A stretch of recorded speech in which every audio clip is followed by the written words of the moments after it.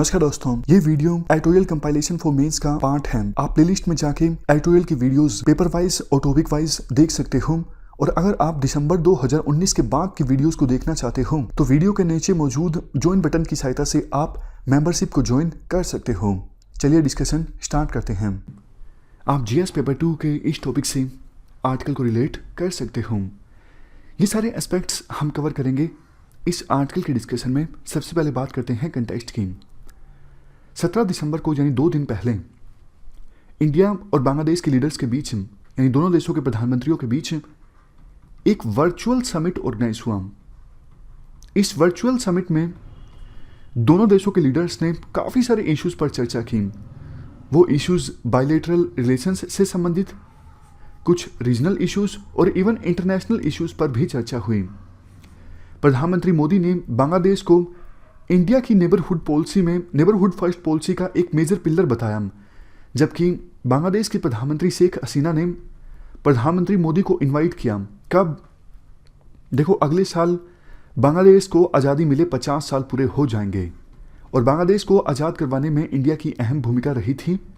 तो प्रधानमंत्री मोदी को इनवाइट किया गया है अगले साल इंडिपेंडेंस की 50वीं एनिवर्सरी की सेलिब्रेशंस में। अगर देखो इंडिया और बांग्लादेश रिलेशंस में अपॉर्चुनिटीज़ की हम बात करें, सबसे पहली अपॉर्चुनिटी है हिस्टोरिकल टाइज। जैसा हमने डिस्कस किया, इंडिया का अहम रोल रहा था बांग्लादेश को आज़ाद करवाने में। तो प्रधानमंत्री मोदी को इनवाइट किया गया है 50वीं एनिवर्सरी के मौके पर जो सेलिब्रेशंस ऑर्गेनाइज होंगे तब। तो ये इंडिया के पास मौका है इंडिया और बांग्लादेश रिलेशंस में मधुरता को फिर से इम्प्रूव करने का, और जो भी इश्यूज हैं अभी फिलहाल इंडिया और बांग्लादेश के बीच उनको एड्रेस करने का। नेक्स्ट पॉइंट है लुक ईस्ट पॉलिसी। देखो, central government look east policy को काफ़ी एग्रेसिवली परस्यू कर रही है और लुक ईस्ट पॉलिसी के ऑब्जेक्टिव्स को अचीव करने में बांग्लादेश एक अहम भूमिका निभाने वाला है। कहा जाता है एग्जाम्पल देकर, एरो का एरो हेड है बांग्लादेश। अगर लुक ईस्ट पॉलिसी एरो है तो एरो हेड है बांग्लादेश। नेक्स्ट है कनेक्टिविटी। सरकार काफ़ी प्रयास कर रही है बांग्लादेश के साथ कनेक्टिविटी को इम्प्रूव किया जाए, चाहे वो रेल कनेक्टिविटी हो या फिर रोड कनेक्टिविटी हो। 55 साल पुरानी हल्दीबाड़ी और चिल्लाहाटी रेल लिंक को फिर से रिवाइव कर दिया गया है। इससे पहले दोनों देश राजी हुए थे। 1965 से पहले 1965 में इंडिया और पाकिस्तान के बीच वार हुआ था और उस समय बांग्लादेश पाकिस्तान का पार्ट हुआ करता था। तो 1965 के वार से पहले जो 6 रेल लिंक्स थे उनको फिर से रिवाइव करने का एग्रीमेंट हुआ है इंडिया और बांग्लादेश के बीच। एक नया रेल लिंक जिसको लेके पहले ही एग्रीमेंट हो चुका है, अखोरा बांग्लादेश में है और अगरतला इंडिया में है। दोनों के बीच ये नया रेल लिंक ऑपरेशनलाइज हो जाएगा 2021 में और इस रेल लिंक को फंड किया गया था इंडिया के द्वारा। अगर देखो बांग्लादेश के साथ हमारी कनेक्टिविटी इंप्रूव होती है ना, तो नॉर्थ ईस्ट को इंडिया के मेनलैंड से और बेहतर ढंग से कनेक्ट किया जा सकता है। अभी देखो चिकन नेक कॉरिडोर से काफ़ी घूम के जाना पड़ता है अगर नॉर्थ ईस्ट में जाना हो, लेकिन बांग्लादेश के साथ कनेक्टिविटी इंप्रूव होती है तो बांग्लादेश से होकर नॉर्थ ईस्ट में जाया जा सकता है। नेक्स्ट है इंडियन ओशन। इंडियन ओशन में इंडिया की डोमिनेंस बरकरार रखने के लिए भी बांग्लादेश का कोऑपरेशन काफ़ी ज़्यादा जरूरी है। इंडिया और बांग्लादेश मिल के पोर्ट्स और रोड सेक्टर में काम कर रहे हैं। खास करके इंडिया बांग्लादेश में काफ़ी सारे पोर्ट्स एंड रोडवेज को डेवलप कर रहा है बांग्लादेशी सरकार के साथ मिल के। ट्रेड की बात करें, साउथ एशिया में बांग्लादेश इंडिया का लार्जेस्ट ट्रेडिंग पार्टनर है। ये देखो, इस फैक्ट पर यूपीएससी ने प्री में क्वेश्चन पूछ लिया था। तो इसीलिए कहा जाता है कि एडिटोरियल डिस्कशन भी काफ़ी ज़्यादा जरूरी है प्रीलिम के लिए, क्योंकि कंसेप्ट जब हम डिस्कस करते हैं तो ऐसी ऐसी बातें निकल के आती हैं जिन पर यूपीएससी फिर क्वेश्चन पूछ लेती है। उसके बाद दोनों देशों की इकोनॉमी काफ़ी तेज़ी से ग्रो कर रही है और 2024 आते आते बांग्लादेश का जो स्टेटस है वो अपग्रेड हो जाएगा लीस्ट डेवलप कंट्री से डेवलपिंग कंट्री में। अब इसके बाद हम बात करते हैं इश्यूज़ की। देखो, सबसे पहला इश्यू ऑफ कंसर्न इंडिया और बांग्लादेश के बीच है बॉर्डर इशू। देखो, बांग्लादेश से काफ़ी सारे इलीगल इमिग्रेंट्स इंडिया में आते हैं, तो इंडियन फोर्सेस के द्वारा, जैसे वहाँ पर बीएसएफ तैनात है, बीएसएफ के द्वारा इनफिल्ट्रेशन को रोकने के लिए फायरिंग कर दी जाती है, जिसमें बांग्लादेशी नागरिकों की जो इंडिया में इलीगल तरीके से आने की कोशिश कर रहे थे उनकी डेथ हो जाती है। एक डेटा के अनुसार इस साल के पहले 6 मंथ्स में 25 बांग्लादेशी की मौत हो चुकी है इंडियन फोर्सेस के द्वारा फायरिंग के कारण बॉर्डर पर जो इलीगली इंडिया में आने की कोशिश कर रहे थे। नेक्स्ट है Teesta water dispute. Teesta river के पानी के बंटवारे को लेकर अभी भी गतिरोध बरकरार है इंडिया और बांग्लादेश के बीच।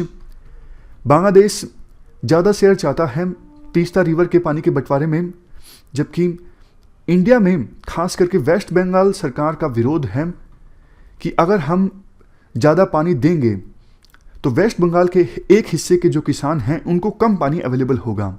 नेक्स्ट है सिटीजनशिप अमेंडमेंट एक्ट। देखो, सिटीजनशिप अमेंडमेंट एक्ट और एनआरसी को लेकर बांग्लादेश के काफ़ी कंसर्न्स हैं। हमारे देश में बहुत सारे पॉलिटिशियंस ने इनफिल्ट्रेटर्स को बांग्लादेशी करार दिया, इससे बांग्लादेश के बहुत से लोग नाराज हैं। हालांकि देखो, कई लोग तो ये समझते हैं बांग्लादेश में कि पॉलिटिक्स और डिप्लोमेसी में डिफरेंस है। इंडिया की पॉलिटिक्स में ऐसी बातें बोली जाती हैं, इनको सीरियस नहीं लेना चाहिए। बट देखो, बांग्लादेश के सभी लोग इस पॉइंट से इत्तेफाक नहीं रखते हैं। तो बांग्लादेश की जो प्रधानमंत्री हैं शेख हसीना, उन्होंने भी एनआरसी को, असम में जब एनआरसी को अपडेट करने की प्रोसेस चल रही थी तो बांग्लादेश के प्रधानमंत्री शेख हसीना ने इसको अननेसेसरी यानी अनावश्यक करार दिया। नेक्स्ट है चाइनाज इंक्रीजिंग क्लाउड। चाइना का जो क्लाउड है वो बांग्लादेश में बढ़ता जा रहा है। चाइना ने काफ़ी इन्वेस्ट किया है बांग्लादेश में और चाइना बांग्लादेश का सबसे बड़ा ट्रेडिंग पार्टनर बन के उभरा है। देखो, वैसे इंडिया और बांग्लादेश के बीच हिस्टोरिकल टाइज है, जैसा हमने डिस्कस किया। बांग्लादेश को आज़ाद करवाने में इंडिया की अहम भूमिका थी, बट जैसा आपको पता है आईआर में विभिन्न देश नेशनल इंटरेस्ट पर काम करते हैं, सिर्फ इमोशंस के बेस पे काम नहीं चलता है। तो बांग्लादेश को अब जिससे ज़्यादा फायदा मिलेगा बांग्लादेश वो फायदा उठाएगा। बांग्लादेश सिर्फ हिस्ट्री पर नहीं जी सकता ना कि हाँ पास्ट में इंडिया ने हमारा फायदा किया था तो अब भी हम हमेशा इंडिया की ही फेवर करेंगे, इंडिया की ही बात मानेंगे। इंटरनेशनल रिलेशंस इन चीज़ों पे काम नहीं करते हैं। इंटरनेशनल रिलेशंस काम करते हैं सिर्फ नेशनल इंटरेस्ट पर। जैसे मैं आपको बताऊं, पास्ट में इंडिया के यूएसए के साथ रिलेशंस अच्छे नहीं थे, खास करके कोल्ड वार के दौरान। और कोल्ड वार के दौरान इंडिया ने यूएसएसआर के साथ फ्रेंडशिप ट्रीटी साइन की थी। बाद में यूएसएसआर के टुकड़े हुए और रशिया सबसे बड़ा टुकड़ा बन के इमर्ज हुआ। लेकिन आज इंडिया के रिलेशंस यूएसए के साथ काफ़ी ज़्यादा गहरे हैं।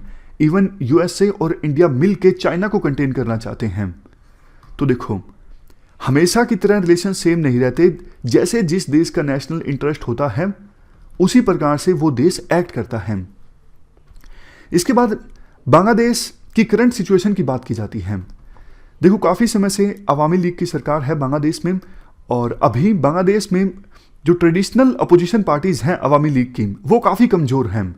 जैसे बांग्लादेश नेशनल पार्टी और बांग्लादेश नेशनल पार्टी की सहयोगी प्रो पाकिस्तानी जमात इस्लामी, ये तो कमज़ोर हैं। बट एक नया इस्लामिस्ट ग्रुप बांग्लादेश में इमर्ज होकर आया है जिसका नाम है हिफाजत इस्लाम। जब फ्रांस के राष्ट्रपति ने इस्लाम पर टिप्पणी की थी तो उसके बाद बांग्लादेश में इस इस्लामिस्ट ग्रुप हिफाजत इस्लाम ने बहुत बड़े प्रोटेस्ट ऑर्गेनाइज किए थे। और अब देखो, जो बांग्लादेश की सरकार है अवामी लीग की, ये बांग्लादेश के फाउंडिंग फादर बंगबंधु मुजीबुर रहमान का ढाका में एक स्टैचू बनवाना चाहती हैं। मुजीबुर रहमान जो कि बांग्लादेश की प्रधानमंत्री शेख हसीना के फादर हैं। बट देखो, हिफाजत इस्लाम जो इस्लामिस्ट ग्रुप है ये विरोध कर रहा है शेख हसीना सरकार की इस प्लान का। हिफाजत इस्लाम ग्रुप का ये कहना है इस्लाम में मूर्ति बनवाना गलत है, इसलिए हम ये मूर्ति तोड़ देंगे अगर ऐसी कोई मूर्ति बनाई जाती है मुजीबुर रहमान की। बट बांग्लादेश की सरकार भी अडिग है अपने प्लान पर आगे बढ़ने के लिए। अब आगे बात की जाती है कंक्लूजन की।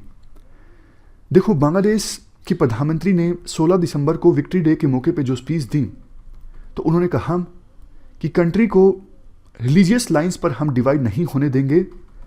उनका इनडायरेक्ट रेफरेंस हिफाजत इस्लाम इस्लामिस्ट ग्रुप की तरफ था कि ये जो ग्रुप है देश को धर्म के नाम पर बांटने की कोशिश कर रहा है, इसलिए इंडिया को बांग्लादेश का सपोर्ट करना चाहिए रेडिकल एलिमेंट्स के खिलाफ लड़ाई लड़ने में।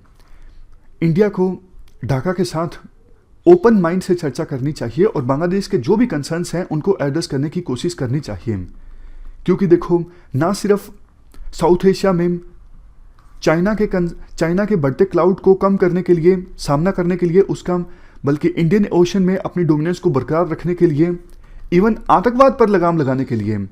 पहले देखो क्या हुआ करता था, पाकिस्तान आतंकवादी बांग्लादेश के थ्रू भी भेजा करता था, लेकिन शेख हसीना गवर्नमेंट ने बांग्लादेश की धरती पर चलने वाले ISI सपोर्टेड कैंप्स को बंद करवा दिया। तो बांग्लादेश का साथ हमारे लिए काफ़ी ज़्यादा ज़रूरी है। इसलिए वही बात, अगले साल जब बांग्लादेश की आज़ादी की 50वीं एनिवर्सरी बनाई जाएगी तो उस मौके पर प्रधानमंत्री मोदी जाएंगे। ये एक बार फिर से मौका होगा रिलेशंस में जो भी इश्यूज हैं उन्हें एड्रेस करने का और दोनों देशों के बीच संबंधों को और ज़्यादा मजबूत बनाने का। इस डिस्कशन में फिलहाल इतना ही है। Thank you very much for discussion.